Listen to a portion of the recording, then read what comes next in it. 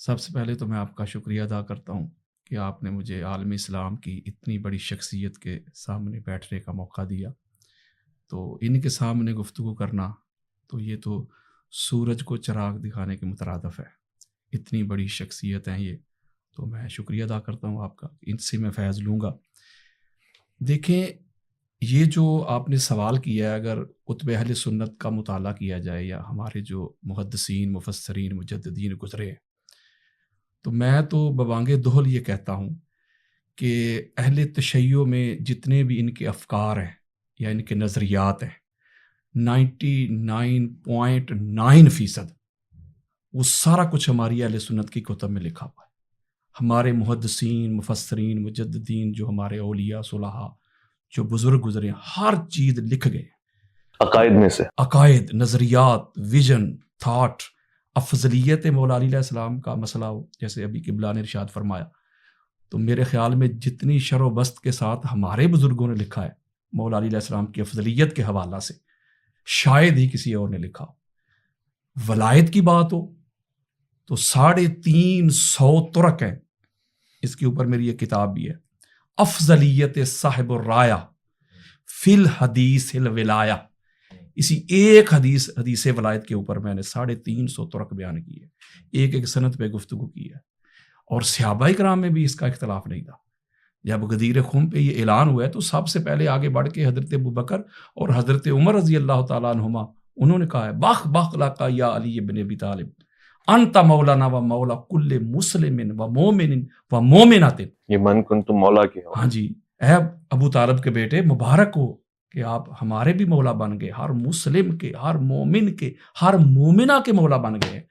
مجھے بتائیں تو یہ تو صحابہ کے درمیان بھی یہ کوئی اختلاف نہیں تھا، وہ ان کو مولا مانتے تھے۔ اب اگلی ایک بڑی خاص بات ہے، وہ یہ ہے کہ اگلا ایک جملہ ہے بڑا خاص، وصی رسول یا خلیفۃ بلا فصل۔ علامہ صاحب کی اجازت سے اگر جی بسم اللہ، یہ میں تھوڑی سی وضاحت کرنا چاہتا ہوں۔ آپ بلا فصل کے قائل ہوں گے نہیں، یہ ذرا وضاحت کریں۔ بالکل، میں اسی پہ آپ کو بات کرنا چاہتا ہوں۔ اور اہل سنت کی کتب سے ہمارے بدقسمتی یہ ہے کہ لوگوں نے سنیت سے دور کر دیا لوگوں کو، جو اہل بیت اطہار کے در کے منگتے تھے، جو اس در پہ جھکنا چاہتے تھے، جن کے قلوب میں، جن کے فواد میں اہل بیت اطہار کی محبت اور مودت، جن کا سینہ پھٹتا تھا ذکر حسین علیہ السلام سن کے، اس طرح ناسبیت اس مسلک میں گھس آئی ہے۔ انہوں نے سنیت کا لبادہ اوڑھ کے اس طرح حملے کیے ہیں کہ لوگوں کو سنیت سے دور کر دیا۔ میں تو سنیت کا مقدمہ لڑ رہا ہوں۔ یہ دیکھیں جو بلا فصل کا کیا مطلب ہوتا ہے، خلیفہ تو ہو بلا فصل، یعنی یہ ہو کا مرجع حضور ہے، کہ مولا علی علیہ السلام جو ہیں حضور کے بغیر فاصلے کے خلیفہ ہیں، یعنی حضور علیہ السلام میں اور مولا علی علیہ السلام میں کوئی فاصلہ نہیں۔ تو ہمارے علماء نے وہ تقریریں ریکارڈ کروائی ہیں، کچھ زندہ ہیں، کچھ فوت ہو چکے ہیں۔ انہوں نے کہا تھا یہ جو شیعہ کہتے ہیں نا اذان میں خلیفہ تو ہو بلا فصل، تو یہ تو 3 خلفاء کو جو پہلے ہمارے گزرے ہیں ان کو گالیاں دیتے ہیں، معاذ اللہ، نقل کفر نباشد۔ کس وجہ سے؟ وہ کہتے تھے کہ پہلے تو حضرت ابوبکر ہے، پھر حضرت عمر ہے، پھر عثمان ہے، ایسا ہی ہے، پھر چوتھے نمبر پہ مولا علی ہیں، اور یہ کہتے ہیں کہ فاصلہ ہی نہیں ہے۔ اب میں اس پہ مختصر جواب آپ کو دیتا ہوں۔ ہماری اہل سنت کی کتب بھری پڑی ہیں، چاہے بیہقی کو پڑھ لے، الفاظ کے رد و بدل کے ساتھ بخاری سے لے کے طبرانی تک، یہ بڑی معروف روایت بھی اور واقعہ بھی آپ نے سنا ہوگا، جس کو دعوت ذوالعشیرہ کہا جاتا ہے، وہ 3 روز جو چلی ہے۔ تو جو آخری دن حضور علیہ السلام کا خطبہ ہے وہ کیا ہے؟ جب مولا علی علیہ السلام کھڑے ہو کے حضور علیہ السلام کی نبوت اور رسالت کی انہوں نے تصدیق کی، گواہی دی، اس کے بعد سارے مکہ کے سردار وڈیرے ادھر موجود ہیں، ابو لہب، ابو جہل، عتبہ، ولید، شیبہ، ابو سفیان اینڈ کمپنی، سارے ادھر بیٹھے ہوئے۔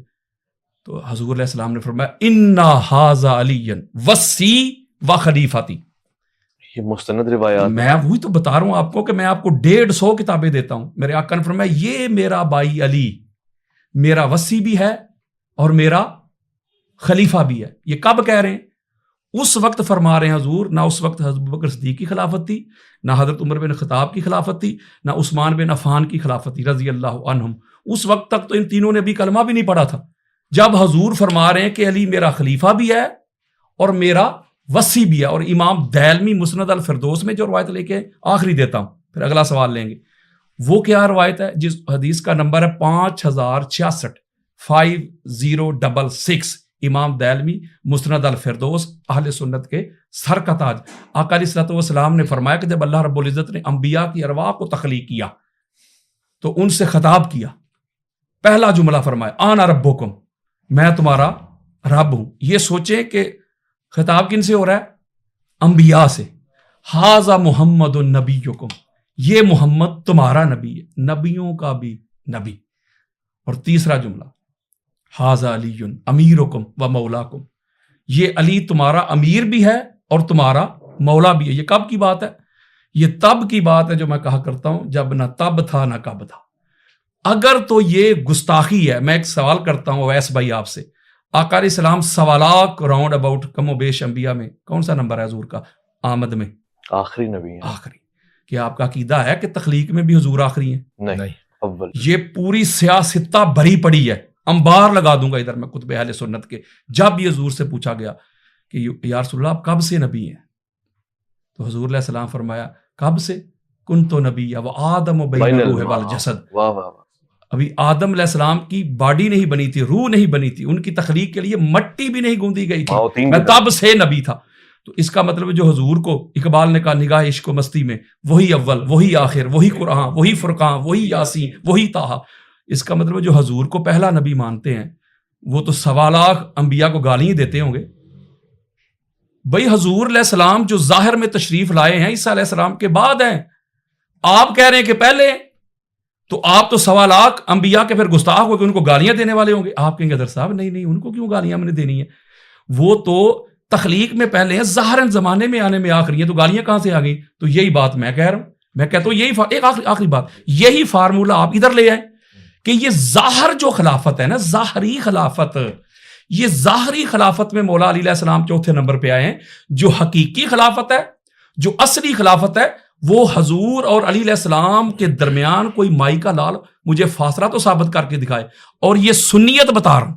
ٹھیک ہو گیا علامہ صاحب، آپ نے گفتگو سماعت فرمائی. بہت سے لوگوں کے لیے اس میں تشنگی ہوگی، یعنی یہ سمجھنا کہ اس میں آپ سے اتفاق فرما رہے ہیں کہ فاصلہ کوئی نہیں ہے، مگر ظاہر کا یا حقیقت کا یا ظاہر کا اور باطن کا فرق ہے. آپ اسے کیسا لیتے ہیں؟ کیا اہل تشیع کے درمیان اصحاب رسول خاص طور سے سیدنا حضرت ابوبکر صدیق، ان کا احترام ویسے ہی ہے ایز اے خلیفہ؟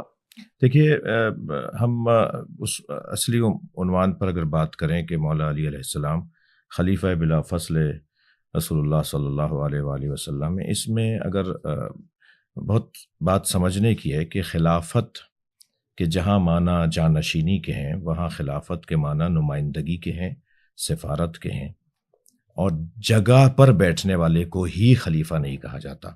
ورنہ حضرت آدم کو اللہ نے اپنا خلیفہ جو زمین پر بنایا، تو اللہ کی تو جگہ زمین نہیں ہے، اللہ زمین پر نہیں ہے. ہاں اللہ زمین پر بھی ہے، یعنی اللہ کہاں نہیں ہے. تو خلیفہ بے معنی جانشین نہیں ہے، نمائندہ ہے. یعنی میری تمام تر ذمہ داریاں یہ میرا نمائندہ انجام دے گا، میں اس کو اپنا سفیر بنا رہا ہوں، نمائندہ بنا رہا ہوں. اس معنی میں ہم اگر خلافت کی بات کو لیتے ہیں تو یعنی ہم ایک اور دریچہ کھول رہے ہیں. جو گفتگو حضرت علامہ نے، یاسین قادری صاحب نے، میں ان کا ممنون ہوں جنہوں نے الفاظ میرے لیے کہے، میں اس کے قابل نہیں ہوں. یہ خود بہت ہی محقق ہیں، میں ان سے سیکھتا ہوں، سمجھتا ہوں. ان کو جب ہم کبھی سنتے ہیں تو ایمان کو جلا ملتی ہے، عقیدے میں اور بالیدگی آتی ہے. اور ایک محقق کو جس انداز سے ہونا چاہیے، بے معنی تمام علامہ یاسین قادری اس پہ پورا اترتے ہیں. خلافت کے یہ معنی جو ہیں نمائندگی اور سفارت کے، اس میں تو دو رائے نہیں ہے کہ مولا کائنات نبی مکرم کے نمائندہ ہیں. بعد از نبی اگر کوئی وجود ہے جو نبی کی تمام تر صفات کا سوائے نبوت کے، کیونکہ اللہ لا نبی آبادی، صرف ایک چیز کو استثناء کیا ہے نبی نے، حضرت موسیٰ اور ہارون میں جو نسبت ہے وہ ساری میری اور علی کے اندر ہیں، اللہ لا نبی آبادی، یا لا نبوت آبادی بھی آیا ہے. تو اس کو اگر آپ ہم ہٹا لیں، اور ہم خاتمیت کے قائل ہیں کہ کافۃ للناس بھی ہیں اور رحمۃ للعالمین بھی ہیں اور خاتم النبیین بھی ہیں، تو وہ جو خاتمیت کا عنوان اور نبوت کا عنوان ہٹا کر جتنے کمالات مولا نبی میں ہیں وہ سارے کمالات مولا علی میں ہیں. تو اور خلافت کسے کہتے ہیں، اور جانشینی کسے کہتے ہیں، اور سفارت کسے کہتے ہیں، اور نمائندگی کسے کہتے ہیں؟ تو آئیے، کیا نبی نے جب مدینہ میں ریاست نہیں بنائی تھی، یا آپ نے اعلان نبوت نہیں کیا تھا، کیا اس وقت نبی نہیں تھے؟ نبی تھے، جیسے ابھی ہم نے استفادہ کیا. تو مولا علی نبی کے علم میں آپ کے نمائندے ہیں، آپ کی کرامتوں میں نمائندے ہیں، آپ کی سخاوتوں میں نمائندے ہیں، آپ کی شجاعت میں نمائندے ہیں، آپ کے علم میں نمائندے ہیں، آپ کی عصمت میں نمائندے ہیں. اس میں تو کوئی دو رائے نہیں ہے. آپ 3 شخصیات جو مولا علی سے خلافت اور حکومت کے ادوار کے اندر شخصیات گزری، آپ وہی نہیں، آپ پوری امت میں، پوری کائنات میں اٹھا کے دیکھ لیجئے کہ بعد از نبی اگر کوئی بڑا وجود ہے تو مولا علی کا وجود ہے.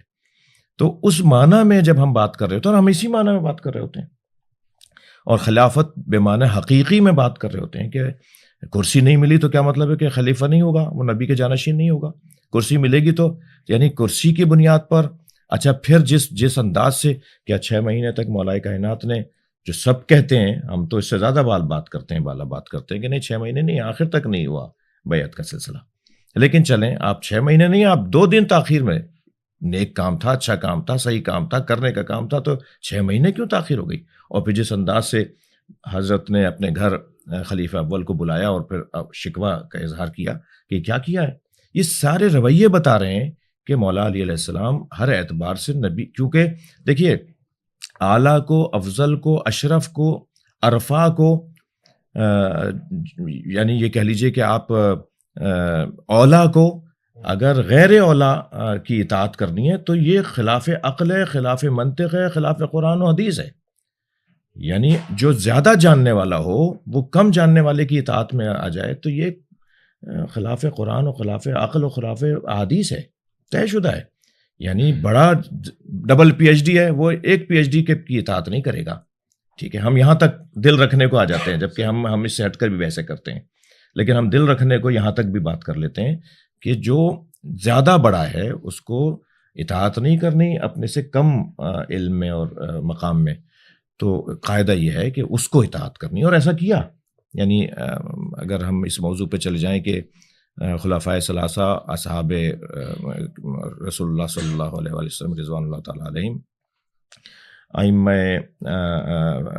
اہل سنت یا اکابرین اہل سنت، یہ جب مولا علی کے فضائل کے باب میں آتے ہیں تو بہت روشن ہے ان کا. وہ یہ کہاں سے بات آ گئی ہے جو اس وقت کی جا رہی ہے کہ یہ خلیفۃ بلا فصل کہتے ہیں تو جی یہ تبرہ کر رہے ہوتے ہیں، یہ مثال ان کے خلاف توہین کر رہے ہوتے ہیں. یہ آپ نے سوچ لیا، ہماری کوئی ایسی نیت نہیں ہوتی. ہم مقامات علمی، مقامات عرفانی، مقامات معنوی، مقامات روحانی کی بنیاد پر ہم مولا کائنات کی اولویت کے قائل ہیں. یہ ہمارا مختصر سا عقیدے کا خلاصہ ہے. ٹھیک ہو گیا، بہترین، شکریہ. علامہ یاسین قادری صاحب، آپ نے جو مقدمہ رکھا یہ میں اپنی تحقیق سے پیش کر رہا ہوں. یعنی اہل سنت میں ہو سکتا ہے تفضیلی سنی اس عقیدے کے قائل ہوں، مگر اہل سنت تو افضل البشر بعد الانبیاء حضرت ابوبکر صدیق رضی اللہ عنہ کو مانتی ہے. تو ان کے سامنے آپ یہ مقدمہ کیوں نہیں رکھتے؟ اور یہ جو دلائل آپ کے پاس ہیں، میرے خیال ہے وہی سنی کتب ان کے پاس ہیں. ایک چیز. دوسرا، جب آپ کہہ رہے ہیں کہ ہم بلا فصل مانتے ہیں تو کیا آپ تشیع حضرات کے اس کلمے کے قائل ہیں جو وہ پڑھتے ہیں؟ یعنی آپ وہی کلمہ پڑھیں گے؟ پہلی تو بات یہ ہے کہ جو آپ نے اہل سنت کے حوالے سے کہا کہ اس میں بعد از انبیاء افضل البشر حضرت ابوبکر صدیق ہے، تو اس میں اجماع نہیں ہے. یہ صحابہ میں بھی اجماع نہیں ہے اور امت میں بھی نہیں. اکثر کہتے ہیں لوگ جی امت میں اجماع ہے، اور صحابہ میں بھی اجماع نہیں تھا. صحابہ کے اندر بھی یہ ظنی مسئلہ تھا. میں کتب اہل سنت کی بات کر رہا ہوں، یعنی جو مکتب تشیع ہے اس کی بات نہیں کر رہا، ان کے کیا افضلیت کے منابع ہیں یا وہ اس کو کس پوائنٹ آف ویو سے لیتے ہیں. میں صرف اہل سنت کی بات کر رہا ہوں کہ بے شمار آقا علیہ الصلوۃ والسلام کے صحابہ کرام ہیں. ایک طرف تو آپ یہ کہتے ہیں کہ حضور علیہ السلام کا ہر صحابی عادل ہے، کسی ایک کی بھی بندہ اطاعت کر لے یا اتباع کر لے تو بندہ حق کو پا لیتا ہے. تو یہ بے شمار صحابہ ہیں، ہماری کتابیں بھری پڑی ہیں جو مولا علی علیہ السلام کی افضلیت کے قائل تھے. مثلاً جہاں آپ بات کرتے ہیں، مثال بھی دے دیں. کون؟ دیتا ہوں نا. جہاں آپ کہتے ہیں اہل سنت و جماعہ، تو اہل سنت یعنی حضور علیہ السلام کی سنت والے اور حضور کی جماعت کی سنت والے، ان کو فالو کر رہے ہیں. نیچے آج کل کے جو مولوی صاحب ہیں ان کی بات نہیں، اوپر حضرت عبداللہ ابن مسعود جو ہیں، امام محمد بن حنبل لے کے آئے ہیں، امام طبرانی لے کے آئے ہیں، پھر امام ابن اسیر لے کے آئے ہیں، سینکڑوں حوالے ہیں اس کے اوپر. یعنی آپ فرما رہے ہیں حضرت عبداللہ ابن مسعود مولا علی علیہ السلام کی افضلیت کے قائل تھے. تمام اصحاب میں بالکل تمام.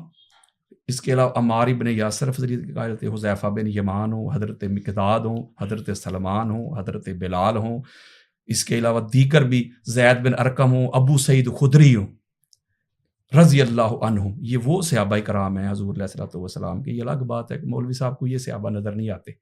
یہ مولا علی علیہ السلام کی افضلیت کے قائل تھے. امہات المومنین، ام المومنین حضرت عائشہ صدیقہ رضی اللہ تعالیٰ عنہ، یہ پاک سیدہ کی افضلیت کی قائل ہیں. بڑا نام ہے. دیکھیں نا، ماں ہے اہل سنت میں، ان کا کیا مقام مرتبہ ہے. تو وہ اپنے ابا جان کی قائل نہیں تھی افضلیت کی، وہ پاک سیدہ کی. فرماتی ما رأیت احد افضل من فاطمہ غیر ابیہا، ایبسلوٹ بات کر رہی ہیں، مطلق.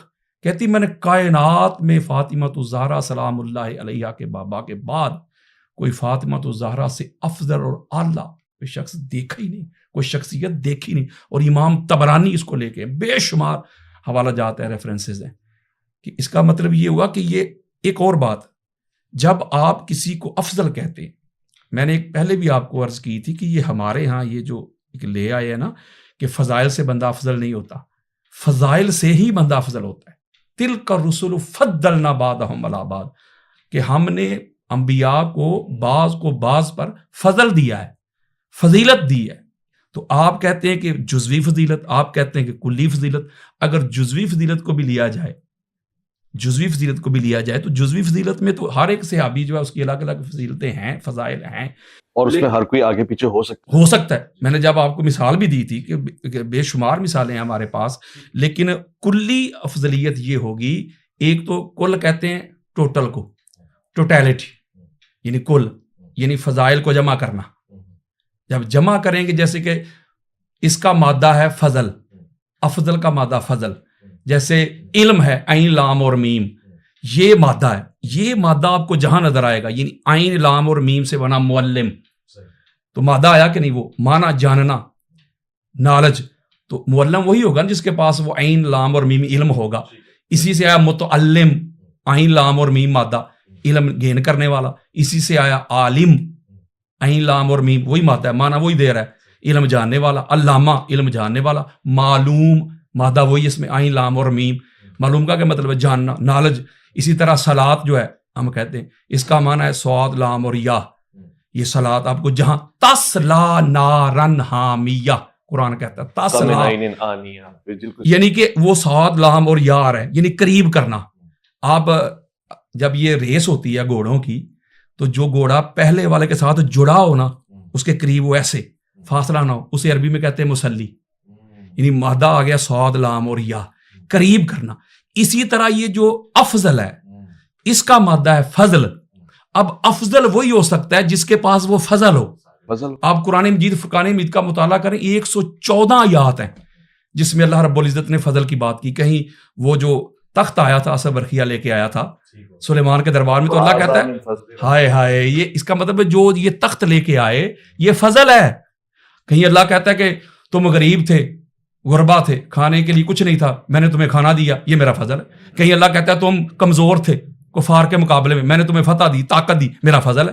تو اس کا مطلب ہے جب فضائل کو جمع کریں گے، وہ سب سے زیادہ جس کے پاس وہ فضائل آ جائیں گے وہ بنے گا افضل. میں 200 احادیث اسی وقت پڑھ سکتا ہوں کہ پوری دنیا کا کوئی شخص ایسا نہیں ہے جو بعد از نبی جس کے پاس اتنے فضائل ہوں جو مولا علی علیہ السلام کے پاس فضائل. اہل سنت عقائد. ہاں، امام احمد بن حنبل کا یہ عقیدہ، امام بہقی کا یہ عقیدہ، امام نسائی کا یہ عقیدہ، بلکہ اس کے اوپر اجماع ہے. اور فضائل کے باب میں ضعیف روایت بھی لی جائے گی. اتنی بڑی علمی شخصیت بیٹھی ہوئی، اس میں شیعہ سنی میں بھی اختلاف نہیں ہے کہ فضائل کے باب میں ضعیف حدیث بھی قابل قبول ہے جس میں کوئی شرک یا اس طرح توحید پہ حملہ نہ ہو، اس کو قبول کیا جائے گا. تو اس کا مطلب جب سب سے زیادہ فضائل مولا علی علیہ السلام کے پاس ہیں تو افضل بھی تو وہی ہوگا نا. پہلا مومن دیکھنا ہو علی، پہلا نمازی دیکھنا ہو علی، مجاہد دیکھنا ہو علی، سخی دیکھنا ہو علی، زاہد دیکھنا ہو علی، عابد دیکھنا ہو علی، متقی دیکھنا ہو علی. میں فضائل نہیں پڑھنے لگا، پریشان نہ ہو، وہ ٹائم نہیں مجھے پتہ ہے. لیکن میں یہ کہہ رہا ہوں کہ جب سب سے زیادہ فضائل مولا علی علیہ السلام کے پاس ہے تو افضل ہی وہ ہوگا جس کے پاس فضائل ہوں گے. جب آپ کسی کے فضائل نہیں پڑھیں گے، کوئی دنیا کا علامہ میرے سامنے لے آئیں، میں نے اس کو فضائل نہیں پڑھنے دینے، مجھے ثابت کر کے دے کہ کس طرح ابوبکر صدیق افضل ہے. فضائل نہیں میں نے پڑھنے دینے، وہ جب بھی پڑھیں گے فضائل پڑھیں گے. اور فضائل کو پڑھ کے کہیں گے بھائی یہ تو کیسے ہو سکتا ہے. تو کلی فضیلت بھی یہی ہے کہ جس کے پاس سب سے زیادہ. دوسرا کہتے ہیں نہیں کلی فضیلت وہ ہوتی ہے, آخری بات, کلی فضیلت وہ ہوتی ہے ایسی منفرد کسی کے پاس فضیلت ہو جو پورے صحابہ کی جماعت میں کسی کے پاس نہ ہو. چلو اس طرف آ جاؤ. اگر اس کو بھی آپ کہتے ہیں تو یہ بھی مانتے ہیں. تو غدیر کے موقع پہ جو اعلان کیا تھا حضور علیہ السلام نے, تو سارے صحابہ حضور اور مولا علی علیہ السلام کے قدموں کے نیچے کھڑے نہیں تھے, اتنا بلند ممبر تھا. تو یہ فضیلت ہے کسی کے پاس کہ پوری کائنات کے اوپر فرمایا من کنتو, جس کا میں مولا اس کا علی مولا. یہ سب سے زیادہ نہیں. پھر پہلے مومن علی, پہلے نمازی علی. میں روایتیں نہیں پڑھ رہا, وقت بچا رہا ہوں. تو یہ کلی افضلیت نہیں ہے. پھر حضور علیہ السلام کا حسب اور نسب مولا علی علیہ السلام کے پاس ہے. پھر حضور علیہ السلام جس نور سے بنے علی اس نور سے بنے. پھر حضور علیہ السلام نے کہا کہ علی میری روح ہے, علی میرا گوشت ہے, علی میرا جان ہے, اور یہ قرآن نے بھی کہہ دیا. یعنی اتنی فضیلتیں جو مولا علی علیہ السلام کو ملی ہیں, مجھے بتائیں اگر اس سے بندہ افضل نہیں ہوتا تو پھر افضل کیسے ہوتا؟ میں آپ کی اللہ صاحب شاید کہتے ہیں کہ حکومت بہت بڑی فضیلت ہے, وہ کیونکہ نہیں تھی اس وجہ سے, حاکم کی حیثیت سے, یہ بھی تو فضیلت ہے. اب دیکھیں نا ہمارے امام نصفی فرماتے ہیں کہ کسی کا بادشاہ بن جانا, کسی کا خلیفہ بن جانا, یہ ہرگز یہ دلیل نہیں ہے کہ اس کا بادشاہ بننا تمام رعایا کے اوپر اس کی افضلیت ہے. بلکہ جو حضرت ابوبکر صدیق نے پہلا خطبہ ہی دیا جو بخاری میں موجود ہے, وہ پہلا جملہ ہی کہہ رہے ہیں لوگوں میں تم سے افضل نہیں ہوں. پہلا جملہ یہ کہہ رہے ہیں. اور اگلی بات ہے کہ یہ جو طالوت بادشاہ تھا اس کی حکومت کے اندر رہے حضرت داؤد علیہ السلام, اس کے انڈر اس کے کام کرتے تھے, اس کی پرابلمز کو سالو کرتے تھے. داؤد علیہ السلام صاحب زبور رسول, تو کدھر گیا فتویٰ اب؟ اور کہو کہ وہی وہ طالوت جو تھا داؤد علیہ السلام سے افضل تھا, کوئی بادشاہ وہ تھا. تو لہٰذا جو یہاں تک لکھا گیا ہماری کتابوں میں, اب میں کیا آپ کو بتاؤں کیسے حالات ہیں, یہ کیسا دستور زبان بندی ہے تیری دنیا میں. یہاں تو حق کہنے کو ترستی ہے زبان میری.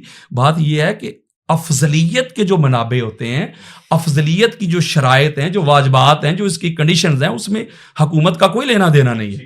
ٹھیک ہو گیا. علامہ صاحب آپ نے علامہ یاسین قادری صاحب کی گفتگو سماعت فرمائی.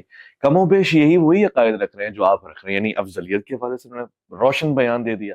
تو پھر آپ شیعہ کیوں ہیں؟ آپ سنی ہو جائیں. سنی عقائد تو کم و بیش ویسے ہی ہیں. ہم سب سنی شیعہ ہیں. سنی شیعہ, شیعہ سنی, یہ فقہی اعتبار سے تو جچتی ہے بات. علم کلام میں عقائد کے باب میں سنی شیعہ میں کوئی فرق نہیں ہے. نہیں ہے کتابوں میں, نہیں ہے اہل حق کے نزدیک, نہیں ہے کتمان حق نہ کرنے والوں کے نزدیک.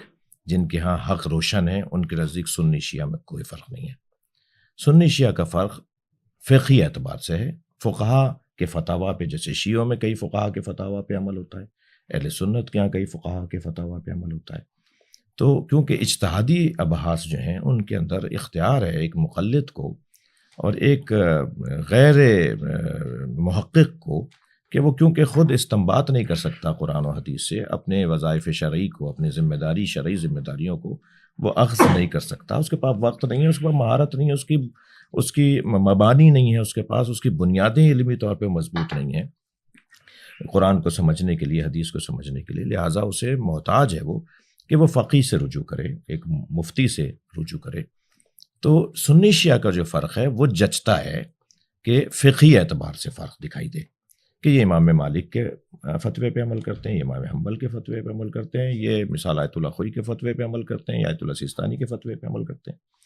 تو یہ تو جچتا ہے کہ اس بنیاد پہ سنی شیعہ کا فرق ہو. لیکن علم کلام میں اور علم عقائد میں اگر سر پہ قرآن رکھ کے قسم کھائیں, شرعی قسم کھائیں, اپنے گویا محشر کا اور عالم برزخ کی کیفیت میں, اور چشم برزخی کھلیں اور حجابات ہٹے ہوئے, اور پھر کہا جائے اب بات کرو, وہاں تب تمہیں سچ بولنا ہے, اب تو تمہیں حق بولنا ہے, اب اس کے علاوہ کوئی جگہ نہیں ہے, اب تو ہمارے پاس فرار کا رستہ نہیں ہے. اگر ہم مرنے سے پہلے مر جائیں تو ہم اس دنیا میں حق بولنا شروع ہو جائیں گے. لیکن کیونکہ ہم نے اس دنیا میں مفادات سے اپنا تعلق جوڑا ہوا ہے, ہماری بہت ساری چیزیں. میرے بہت ہی محترم تھے جنید جمشید, اللہ ان کی مغفرت فرمائے, طیار حادثے میں وہ جاں بحق ہوئے. مجھ سے ایک ٹی وی پروگرام میں وقفے کے درمیان فرمانے لگے کہ آپ ناراض تو نہیں ہوں گے, ایک سوال آپ سے کروں. میں نے کہا نہیں, آپ ضرور کریں. کہنے لگے میرے بعض دوست کہتے ہیں شیعوں میں حافظ قرآن نہیں ہوتے. تو مجھے بات سمجھ میں نہیں آتی، لیکن میں نے یہ سوچا تھا کسی شیعہ عالم سے ہی پوچھوں گا. تو میں نے کہا جی آپ کی محبت اور مہربانی کہ مجھے سے پوچھ لیا. میری تو اپنی بچی حافظ قرآن ہے، میری اہلیہ حافظ قرآن ہے، اور جب چاہیں آپ جب کہیں میں فون پہ بات کروا دوں، ملاقات میں، آپ کی بچی ہے، آپ کی بھتیجی ہے، آپ اس سے قرآن کی آیات پوچھیے گا. تو میں نے کہا مگر میں کہہ لیں اس پہ انہوں نے خوشی کا اظہار کیا، مگر میں نے کہا مسئلہ کچھ اور ہے. مسئلہ کچھ یوں ہے کہ قرآن کا اگر کثرت کے ساتھ پڑھا جانا مادیت سے جوڑ دیا جائے تو شاید ہمارے یہاں بھی ہر دوسرا مولوی حافظ قرآن ہوگا، کیونکہ ہمارے یہاں تراویحاں نہیں ہیں، کیونکہ ہمارے یہاں نیاز نظر قرآن کے پڑھنے کے ساتھ جڑی ہوئی نہیں ہے. تو حافظان قرآن ضرورت کے مطابق بنتے ہیں پھر، کہ ہر مدرسے میں ایک دو حافظ قرآن ہو بس کافی ہے. اور جو ہے وہ پورے ملک میں اگر فرض کیجئے جی 6 کروڑ شیعہ رہتے ہیں تو اس میں مثلا 1 لاکھ حافظ قرآن کافی ہے.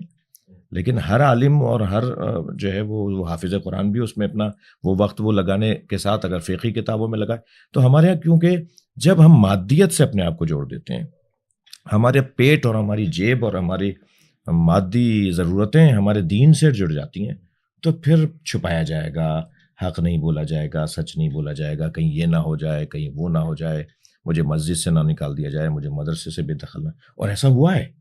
یہ کم خدمت نہیں ہے ان لوگوں کی جنہوں نے اس مصیبت کو برداشت کیا اور حق نہیں چھپایا اور حق بولا.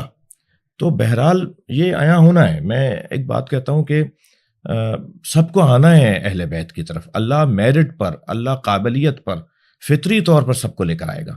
اور فطرتاً انسان قابل کو پسند کرتا ہے.